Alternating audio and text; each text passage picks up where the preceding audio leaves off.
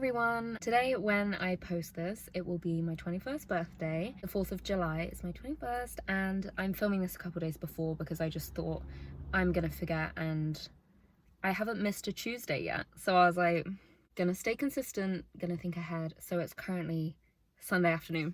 But to you, it's my birthday, so you need to say happy birthday to me right now. Yeah, I thought to celebrate my birthday episode, I would do 21 I don't really know what I'm gonna call this, lessons, things that I've learned, things that I've found important. I don't know, lessons is probably the easiest way to word that. 21 lessons that I've learned in 21 years, not necessarily all lessons, some of them are just things that I have become aware of, you know, you get the gist. So yeah, hopefully they will be mildly interesting, we'll see. These are in no order. Some of them are literally just stupid, some of them are a bit more deep, you know. The first thing that I thought of, sometimes you have to question if your problems are, like, if your misery with something is self-inflicted, because a lot of the time it is, and a lot of the time I think we blame other people, other situations, and it's just like, a lot of the time you could do something about it and it's actually not someone else's fault. Do you know what I mean? I have learned this because I love to bitch and moan about things that I'm literally choosing to do. Do you know what I mean? Like, whether it's like choosing to be friends with certain people or choosing to be in certain relationships, or do you know what I mean? It's like, either change it or shut the fuck up. Like, that's basically it. I just think it's very easy and it's kind of addictive to be in a kind of like victim mindset almost, where like everything is always someone else's fault. I hit a point where I was like, actually, I'm the one controlling my life, so can I really blame other people for like half the shit I'm bitching and moaning about? No. Sometimes you're the source of your own problem. Yeah, that was my first point, because I realized I used to do that all the fucking time and it's not fair, and it also just is kind of irritating. Like, you know, when you hear people like just complaining all the time about the same things and you're just like, oh my god, stop fucking doing them then. I mean, I still do. Like, anyone that is watching this that knows me is probably like, okay, next one. Oh my god, I've shortened these so much to try it because I couldn't be bothered to write it all down, and like that sentence makes no sense. Easy to lose, oh wait, no, that makes sense. Easy to lose focus when busy trying to fix others. That's what I wrote down. I mean, that is pretty self-explanatory, but I think I realized over the last few years, the times where I have felt the most like burnt out and lost and exhausted and frustrated is when like I'm not focusing on myself and my life. Like, I've become so obsessed with like what everyone else should be doing. I think I'm naturally quite like a fixer, and I don't like that about myself. Like, I don't really know where I've got that from. You can just become so distracted. I just think that's a really easy way to stop focusing on what you're doing.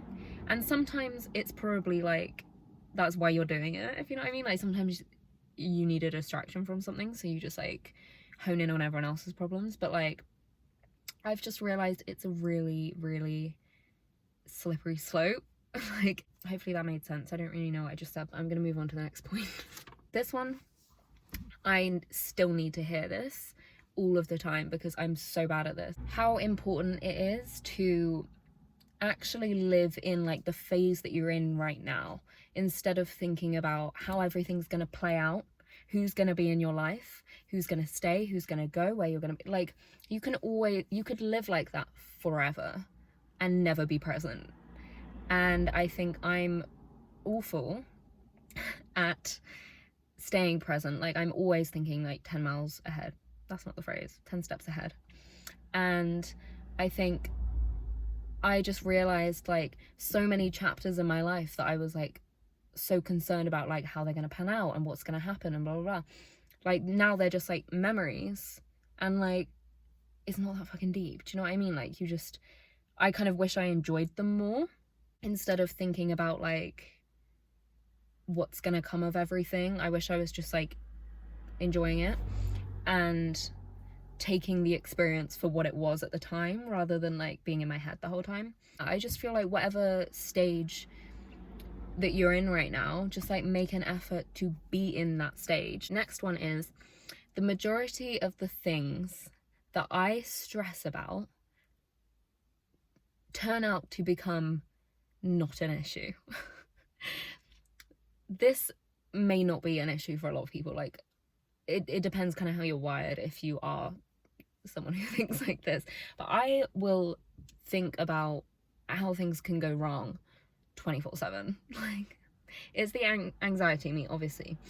Sometimes I can't help that, and it's fine. I'm trying to become a lot more aware of actually noticing, hey, that didn't happen. Like, actually, that turned out fine. I think journaling helps with this so much, because the amount of things that I have journaled about and been worried about or been stressed about and I've been writing about, and I read it back and I'm like, that didn't even like become anything. And I literally have written about it for like a week straight, and then it wasn't even a problem. Like, so yeah, I think life lesson there is, don't stress about something until like you need to. The next one is to live and let live. I believe this is a phrase. If it's not, there is no right way to live. There is no right way to do anything. There is no right way to exist. Be a nice person, you know, that's right. But the rest of it, like, people are so different and will do things that you can constantly think, what are you doing? And you can get so like bent out of shape about people doing things that like I wouldn't do, or people doing things a way that I'm like, no, like, that's not how you should approach that. And then it's just like, okay, but like, they'll live and they'll learn. If it goes wrong, that's their problem. Like, sometimes it's just not your problem. You don't need to be thinking about it. I really want to be the type of person, I'm working towards being the type of person who just like does not get so stressed out about other people and what they're choosing to do with their life, because it's really not my problem. Right, next. Okay, next one is, it is okay to not answer your messages quickly at all. It's okay to leave people for a few days and not answer, because you have a life. And I feel like a lot of people, there's like a guilt around like, oh my god, I'm so sorry I haven't answered you in a week. And I'm like, don't worry, like, I don't take it personally at all. Just learn, like, it's okay to be busy and do your own thing and not be constantly like in contact with everyone. Like, so what if you take a few days? They'll live. Don't think you need to feel guilty for not having the energy to answer people all the time, because who does? I don't think that's even natural. Like, of course we don't. Like, you don't need to feel bad. And honestly, sometimes I suggest taking a while to answer messages, because otherwise it's just like, it's just too much. It's too much effort. Okay, next one is, you need to get out of your comfort zone, otherwise you become boring. I think chucking yourself in the deep end occasionally is needed. Like, it makes you feel alive to do something with some sort of risk or some sort of discomfort or something that's new. You need to get out of your safety bubble. So like, I literally have random moments sometimes where I'm like, oh my god, I need to do something new. Like, I need to, and even if it's just like, I'm gonna sign up for like a yoga class at a gym I've never attended in my life, like, that is kind of scary, because I'm like, I don't know what level, like, I don't know what I'm walking into, but like, I just need to like do something that I haven't done. It does keep you kind of on your toes. Life gets too boring if you don't occasionally do that. I think it spices things up. Next one. There is no such thing. I don't know if I'd go that far. Let me finish my sentence and then I can defend myself. There is no such thing as a wrong decision. I feel like with anything, there's always going to be an exception. But I have driven myself mad before, being like, what's the right decision? What's right? What's wrong? Like, I personally think whatever you do, things will probably just work out. They'll work out differently depending on what you do, depending on your behavior. But at the end of the day, you're always gonna have a little bit of good, a little bit of bad. Like, just do whatever. Do you know what I mean? Like, you can drive yourself crazy thinking, like, what's the right thing to do here?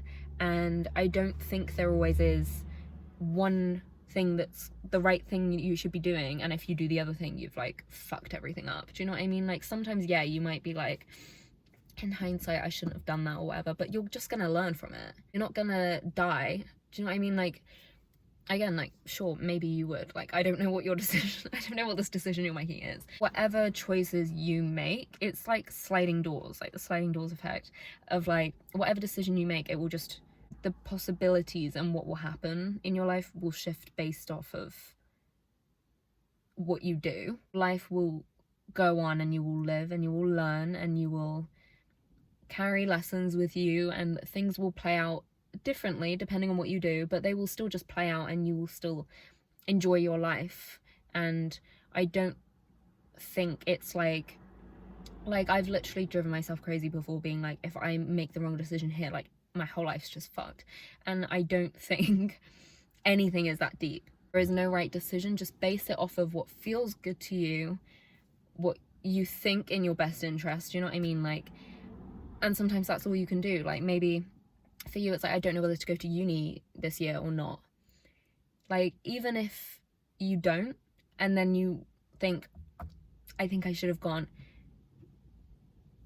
okay, now you've learned that you think you should go to uni, so you'll go to uni next year, and you'll spend this year doing something interesting, and like, whatever. Do you know what I mean? I think being indecisive is honestly like a curse, and I think it's because you deepen the decisions too much, and that's what makes me indecisive, is I put too much weight on, like, but if I pick this, then this is gonna happen. And it's just like, you don't know what's gonna happen, and nothing's right or wrong, and just pick something and get on with it.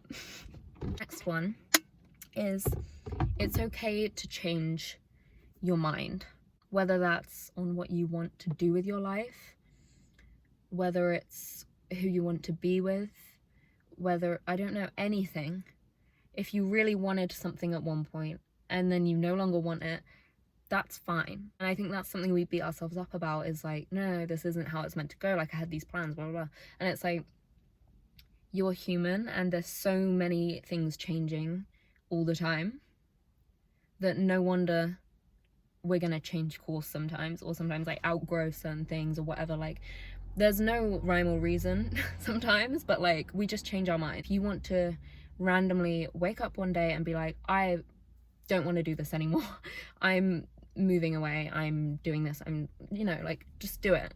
It's your life to live. Sometimes that's probably what makes the best experiences ever for people, like, flowing with that instead of fighting it and thinking like, no, I've committed to this now, like, I have to do this, like you don't. Oh, what was that quote? I saw a quote the other day, and it sounds really depressing, but it's really like stuck with me. What was it? Oh yeah, quote that said, nothing is permanent except death. And I think about that all the time, because it's so true. Like, you can almost always reroute, or, do you know what I mean? Like, you can constantly change and evolve and change your mind and try new things and go back, and, do you know what I mean? Like, if you're alive, you can pretty much do whatever you want. Okay, what number are we on? Oh my god, only 11. Okay, 11 is, I don't know if I'm actually going to keep these in this order, so maybe it won't be 11, but whatever, is privacy is very freeing. Sometimes things can be kept to yourself. Sometimes, whether it's like social media, there's so many cars, oh my god. Whether it's like social media or whatever, like telling everyone all your business all the time, or just oversharing, like, sometimes it's so nice to just keep things private. It can sometimes complicate things when you make everything really, you know, you can get everyone's opinions and everyone's thoughts, and it just becomes like a lot of noise in your head. And I think sometimes it's just like so much simpler to just keep your life to yourself sometimes. Not all of your life, but like, some things don't need to be public knowledge, you know? Next one is, discipline is the highest form of self-love. I am obsessed with this one, because it so is, because you're literally telling yourself, whether you feel like it or not, I am going to give you the life that you deserve, because I'm being disciplined and I'm keeping at it, even if, you know, you're sad or you're tired or you're whatever excuse you may have to not do the things that like you want to be doing, that are working towards what you want and the life you want. Or maybe it's the body you want, or the health you want, or the job you want, whatever it is. Like, if you are keeping disciplined with yourself towards your goals, you are telling yourself, like, you want this, you deserve this, and I'm making it happen for you. I'm making so much effort. Even when I can't be bothered, I'm not giving up on myself and what I want, and I'm not being lazy with myself. And I think that just bleeds into how you feel about yourself and how you look at yourself and view yourself and think about yourself. I don't know, it's just like, I think it's like just the highest form of like self-love ever. What is next? Okay, this one's quite short. That is, you don't need to ask everyone and their mother for advice on your problems. I have done this, and do I regret it? A little bit, but like, no regrets, you know. But like, a lot of the time, if you're looking for an answer for something, you probably have it in you. Do you know what I mean? Like, you don't need to, you're probably asking because you want someone to like validate that you are okay to like run with what you want to do. But like, most of the time, it just makes everything more confusing. If you need an answer, you need advice on something, sometimes, you know, yeah, ask maybe people that are close to you that have your best interest and stuff like that. But a lot of the time, you just need to slow down and look inwards instead of ask everyone. Because usually you can just work it out yourself, and you don't need everyone's input because they're not living your life. Like, they don't, their opinions and advice doesn't matter as much as you think it does. And I think when it hits a point where you ask everyone what you should do with something, it's just like, it's a bit unnecessary. So that's something that I've learned, is sometimes people don't want to hear for a bag of problems all the time. Just like, you can sort that one out yourself, you know? Okay, next one is, this is quite like a hard pill to swallow, but I think once you do, it's so liberating. I sounded so British then. I mean, I am British, but like sometimes I hear my voice, I'm like, okay. Is that people will often get you wrong or walk around with a narrative that's incorrect about you, or they will misunderstand you, or they take you in a different way, and people will not see you. And I think you could spend your whole life explaining yourself to people and trying to justify stuff and trying to clear your name and make everyone be like, do you know what I mean? Like, make everyone see what you really mean or who you really are and whatever. And I just think sometimes it's just like, you just have to accept the fact that people walk around with their own, everyone sees everything from their own lens. Do you know what I mean? And sometimes in that lens, you're a bitch. And maybe you haven't done anything, maybe you have, do you know what I mean? But like, loosening the grip and just being like, think whatever you want. You don't know me, you don't really know what you're talking about, but you can walk around thinking that, go for it. And it's so hard, and like, I don't think anyone will ever fully not care or like not stress about that, but it can really just take up a lot of time trying to like, you know, some people just don't care enough to like listen anyway. So it's just like, okay, think whatever you want, hate me, okay. Next little life lesson is to not just take everything so seriously. Like, it's as simple as that. I think being able to laugh at yourself and laugh at life and what's like going wrong sometimes is actually such a skill. Like, it's so necessary. This is pretty self-explanatory, but like, just stop taking everything so seriously. Like, it's so tiring and it's just like unnecessary. Okay, next one is, FOMO isn't real. The amount of people that I know that have FOMO, and I want to literally just be like, it's not real. Like, what I mean by that is like, it's just an illusion. You're not missing out on anything. The amount of people that I know that are like, I don't want to do this, but like, I don't want to go and do this tonight, but if I don't, I'm gonna have FOMO. And I'm like, okay, but you don't want to go, so you're missing out on something you don't want to do. Like, again, you could think that you're always missing out on something. You're always not, you can't be everywhere at once. Like, you just can't. You're always gonna miss something cool, but you're also probably gonna see something cool that someone else is gonna miss. Like, that's just life. If you spend all your time trying to do everything, go to everything, so you don't have FOMO, you're just gonna be like stressed out and bored. Do you know what I mean? Because half the stuff you're going to thinking, if you don't go, you're gonna miss something really cool, you're not seeing anything cool, and you're just wasting all your evenings doing stupid things and boring things. Do you know what I mean? So FOMO isn't real. Do what you want. Nothing that crazy is gonna happen at your local bar. I don't know, like, what happens that's crazy there? Like, nothing crazy happens. Like, just go home and go to bed. Like, okay.